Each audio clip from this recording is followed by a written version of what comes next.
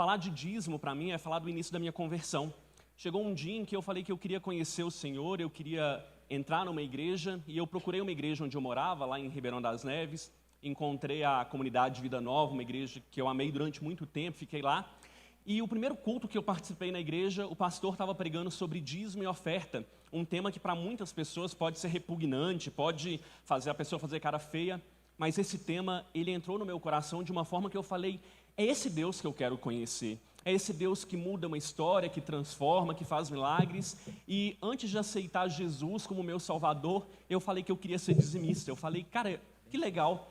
E eu comecei a levar dízimo, eu tinha 16 anos, eu não trabalhava na época, e eu levava meu dízimo R$1,37, R$2,22. Você não tem noção da loucura que era achar 2 centavos em casa.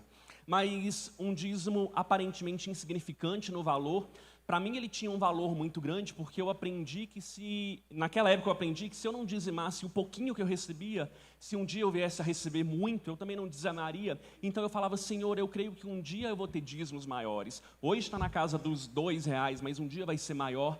E com esse coração fiel eu continuei com o Senhor. Quando eu completei 18 anos, eu ouvi do Senhor uma palavra, está lá em Oséias 14:8, é um versículo que eu levo para a vida, que fala, eu te ouvirei e cuidarei de ti. E eu falava, Senhor, eu sei que o Senhor vai cuidar.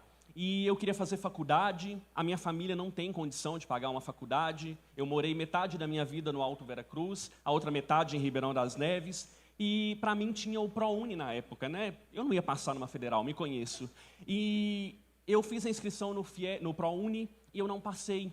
Eu fiquei triste, chorei, mas eu falei, cara, eu conheço Deus, eu sei que Deus vai abrir caminho no meio do deserto.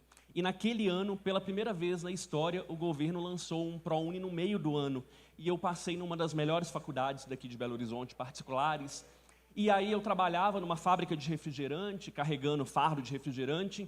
Eu larguei meu emprego para fazer estágio.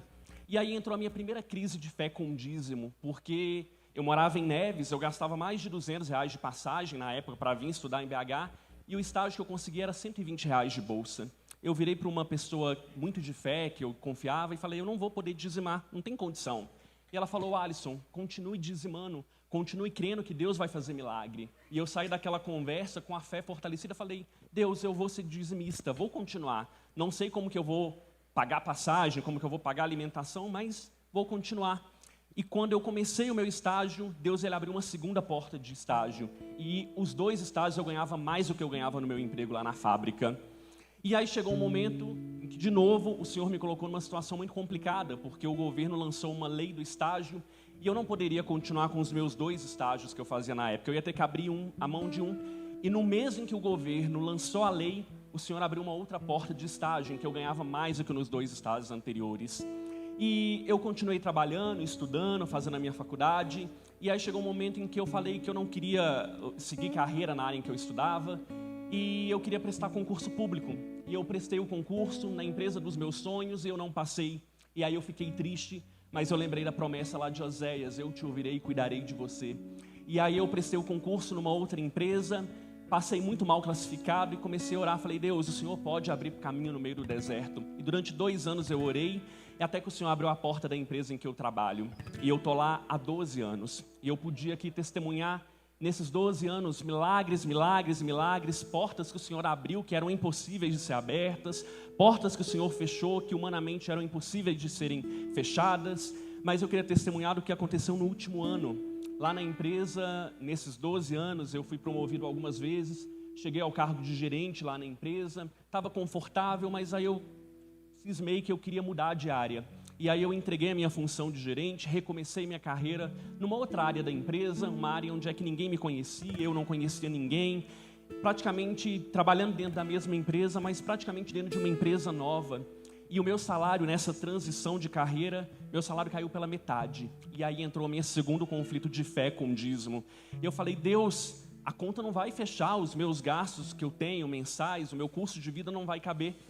Mas dentro desse conflito de fé, eu orei com o Senhor, eu falei, eu continuo crendo no Deus de Oséias, eu te ouvirei e cuidarei de você. E eu vou continuar dando meu dízimo, não sei como que Deus vai fazer. E eu e Susan começamos a viver milagres surpreendentes. E no ano passado surgiu um processo seletivo na empresa. O processo na área que eu trabalho, para o cargo que eu queria, só que era uma única vaga e tinha um colega muito bom que certamente pegaria aquela vaga.